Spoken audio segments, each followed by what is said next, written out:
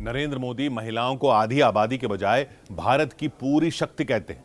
नारी सशक्तिकरण को लेकर किए उनके प्रयासों ने जो परिणाम दिए हैं वो भी आश्चर्यजनक है। खासकर ग्रामीण महिलाओं को पीएम मोदी ने देश के विकास में बराबर का भागीदार बनाया है। भारत की बेटियां आज फाइटर जेट उड़ाती हैं।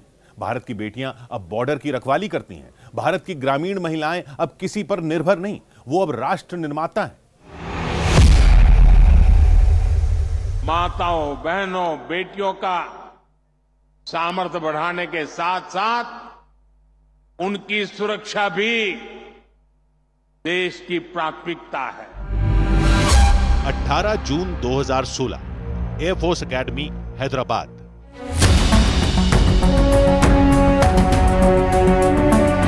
वो पासिंग आउट परेड बेहद खास थी। 3 कैरेट के नाम सबकी जुबान पर थे। इन तीनों बेटियों से सब मिलने को बेताब थे, क्योंकि उन्हें पहली बार भारतीय वायुसेना में फाइटर पायलट की नियुक्ति मिली थी।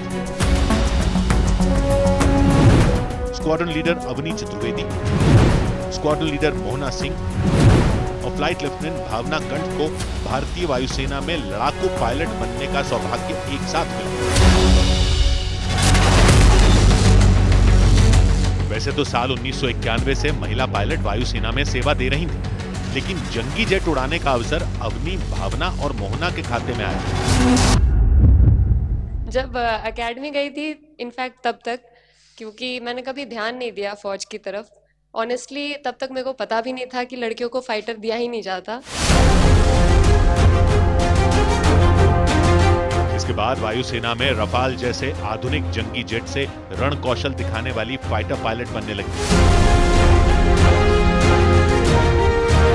वाराणसी के फुलवरिया गांव की रहने वाली शिवांगी सिंह को उनके युद्ध कौशल के लिए रफाल रानी कहा गया। वायुसेना के साथ इंडियन नेवी में सब लेफ्टिनेंट आस्था पूनिया ने जंगी जेट से आसमानी उड़ान भरी। भारत के सुरक्षा बल में महिलाओं की अहमियत ऑपरेशन सिंदूर के दौरान भी दिखी, जब दुश्मन देश को मुंहतोड़ जवाब देने के लिए कर्नल सोफिया कुरैशी और व्योमिका सिंह ने मोर्चा संभाला था। भारत की प्रतिक्रिया समान क्षेत्र में समान तीव्रता के साथ की गई। यह विश्वसनीय रूप से ज्ञात हुआ कि लाहौर में स्थित एक वायु रक्षा प्रणाली को निष्क्रिय कर दिया गया। सशस्त्र बल में महिलाओं का दर्जा पुरुषों से किसी भी लिहाज से कम नहीं। साल 2014 तक तीनों सेनाओं में 3000 महिला अधिकारी थी। साल 2025 तक यह संख्या 11000 के पार पहुंच गई। इसी साल मई महीने में नेशनल डिफेंस एकेडमी से 17 महिला कैडेट ग्रेजुएट हुई हैं। नए भारत में एलओसी के बर्फीले रेगिस्तान से लेकर आईएनएस विक्रांत तक भारत की बेटियां हर जगह परचम लहरा रही हैं। युद्ध का मैदान हो या अंतहीन आसमान, भारत की नारी शक्ति का हर जगह बोलबाला है। इसरो को ही देखिए, जहां बड़े बड़े मिशन को महिलाएं लीड कर रही हैं। कल्पना कालाहस्ती, निगार शाजी और ऋतु करिधाल जैसे नाम को देश में कौन नहीं जानता। नरेंद्र मोदी ने तो उन महिलाओं से भी देश का परिचय करवाया है जिनकी देशभक्ति की कहानी अनसुनी थी। ये कहानी गीता देवी की है। झारखंड के देवघर में रहती है। 95 साल की गीता देवी के पोते रमन ने पीएम मोदी के नाम एक चिट्ठी लिखी थी, जिसमें रमन ने दादी की खुश रहने की वजह बताई थी। रमन की दादी की खुशियों की वजह नरेंद्र मोदी थे। बहुत सुंदर लग रही है।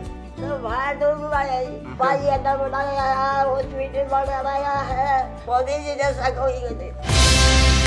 गीता देवी की बातों ने पीएम मोदी को इतना प्रभावित किया कि उन्होंने जवाबी चिट्ठी खुद लिखी। उन्होंने लिखा, आपके स्नेहपूर्ण शब्द मुझे देश के लिए जी जान से कार्य करने की नई ऊर्जा देते हैं। 95 वर्ष की आयु में भी आपकी सजगता, देश और समाज के प्रति आपकी जागरूकता, इनसे मैं अत्यधिक प्रसन्न हूँ। आपके सुपोषित स्वास्थ्य व उज्जवल भविष्य की हार्दिक कामना करता हूँ।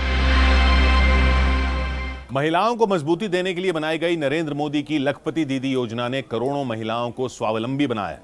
लखपति दीदी ने होम मेकर महिलाओं को महिला उद्यमी बना दिया है। यकीन करना मुश्किल है कि जो महिलाएं पहले घर की चौखट के पार नहीं जाती थीं, वो आज एंटरप्रेन्योर बन गई हैं।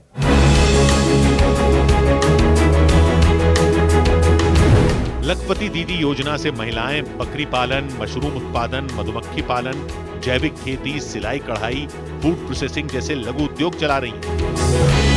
3 करोड़ लखपति दीदी बनाने के लक्ष्य की तरफ देश तेजी से आगे बढ़ रहा है, जिससे महिलाओं की तरक्की के साथ गांवों में पुनर्जागरण हुआ है।